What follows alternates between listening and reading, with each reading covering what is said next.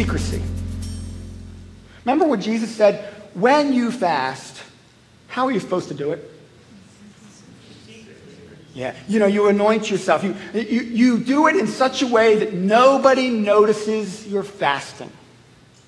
Or when you pray, how does Jesus say you're supposed to do it? Oh, he gives you a prayer, but he says, go where? Into the closet. Who gets to see? No one. Just your Father. Or when you give, how are you to give? In every one of these pieces, now I'm not saying you always have to give secretly or you always have to serve secretly. I used to think that every time you fasted, you couldn't tell anyone. I used to think that's what that meant. And I actually lived with a family for like a couple weeks. And every time I'd fast, I wouldn't tell them. And by the second week, Shelley looks at me, she goes, Matt, you're fasting again, aren't you? Yeah.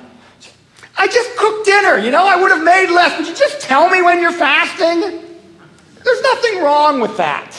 There's nothing wrong with saying, hey, let's all fast on Tuesday. And we all fast on Tuesday. Or even encouraging, who's going to fast on Tuesday to encourage one another. That's okay. I'm not saying don't do that. But I am saying, there's something about choosing some of these disciplines in giving or fasting or in serving or in praying or actually any of them, submitting and doing it secretly.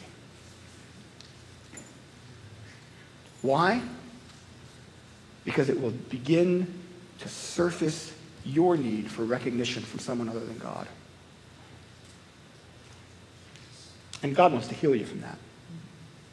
God really wants to bring you to a place where your identity and your self-worth comes from an audience of one.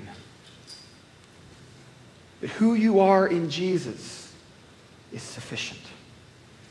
Now, there's nothing wrong with pats on the back. I hope we pat one another in the back all the time. Encouragement is good.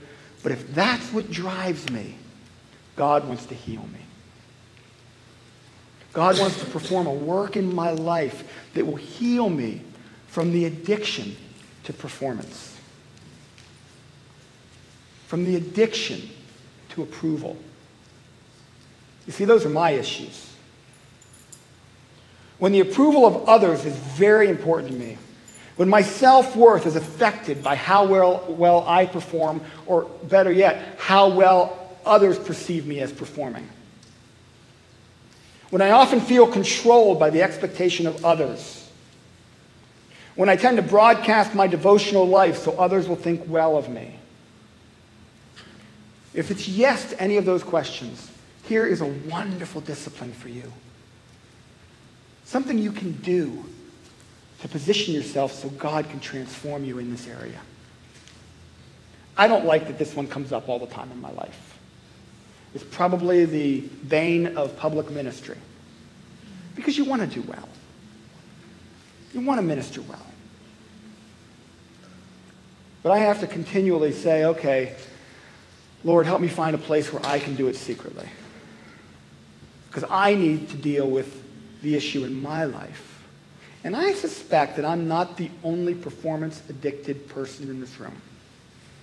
I suspect that I'm not the only approval-addicted person in this room.